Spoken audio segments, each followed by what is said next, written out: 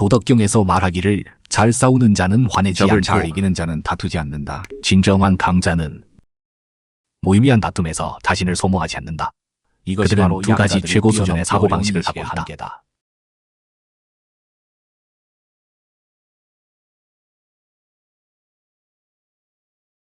이런 이야기가 있다. 한 호랑이가 쥐의 도발을 받았다. 지가 아무렇지도 않게 조롱했지만 호랑이는 끝까지 흔들리지 않았다. 옆에서 지켜본 원숭이는 이해할 수 없었다. 호랑이가 당당히 웃으며 말했다. 내가 쥐 한 마리와 승부를 가린다면 남들은 백수의 왕이 강한 자가 약한 자를 괴롭힌다고 말할 것이고 오히려 왕자의 격을 잃게 된다. 진정한 강자는 사소한 일에서 이기는 것으로 자신을 증명하지 않는다. 큰 그릇으로 일을 담아내고 명확한 원칙으로 자신을 세운다. 그들이 성공할 수 있는 이유는 두 가지 핵심 사고방식을 터득했기 때문이다. 그 논리를 깨달을 수 있다면 인식의 한계를 뛰어넘어 인생의 도약을 이룰 수 있을 것이다. 첫째, 작은 일은 참는다. 부드러움으로 강함을 이기는 큰 지혜다. 큰 일을 이루는 자는 반드시 넓은 마음을 가졌고 중요하지 않은 사소한 일에 마음을 쓰지 않는다. 강자의 안목은 참는 것이 굽실거리는 게 아니라는 걸 알게 해준다. 외부의 방해를 받지 않는 높은 경지다. 유언비어를 견디고 남의 무례함을 용납할 수 있어야 자신의 길을 걸어갈 수 있다.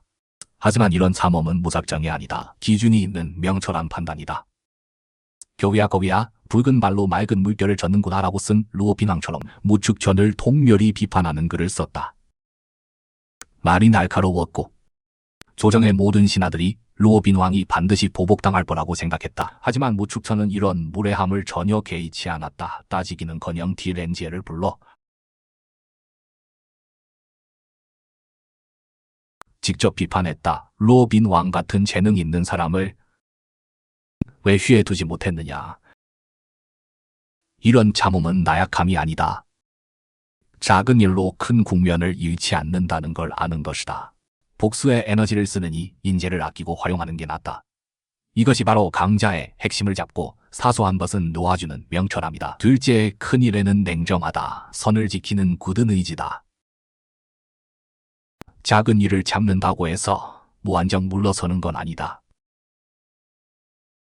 원칙과 선을 건드리면 진정한 강자는 절대 애매하게 넘어가지 않는다. 큰일에서 타협하면 남들이 점점 더 요구하게 된다.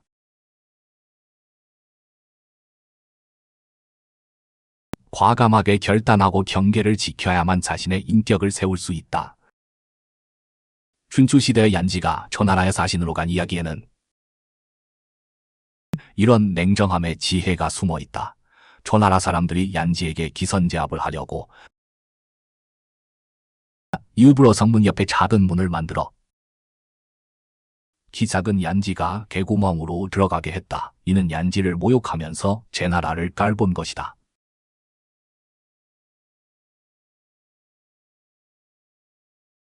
얀지는 한눈에 그 속셈을 알아차리고 즉시 진지한 표정으로 비꼬았다. 개나라의 사신으로 가는 자만 개구멍으로 들어가는 법. 오늘 내가 초나라의 사신으로 왔는데 어찌 이 문으로 가야 하나. 초나라 사람들은 자신들을 개나라라고 인정할 수 없어서 얌전히 정문을 열어줄 수밖에 없었다. 나중에 초왕이 또 제나라의 사람이 없어서 너를 사신으로 보냈다고 조롱했지만 얀지는 여전히 화내지 않고 차분히 답했다. 제나라는 인재가 넘쳐나서 덕과 재능을 갖춘 자는 모두 강국으로 보내고 나 같은 평범한 사람만 초나라의 사신으로 온 것이다. 한마디에 초왕의 얼굴이 빨갛게 달아올랐다. 남을 모욕하려다가 오히려 자신의 군왕 품격만 떨어뜨렸다. 도덕경에서 말하는 그칠 줄 알면 위태롭지 않다.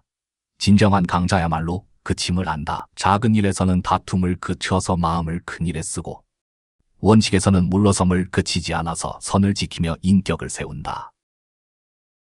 세상을 살아가며 작은 일을 참을 수 있는 자는 그릇을 보여주고 큰 일에 냉정할 수 있는 자는 기계를 보여준다.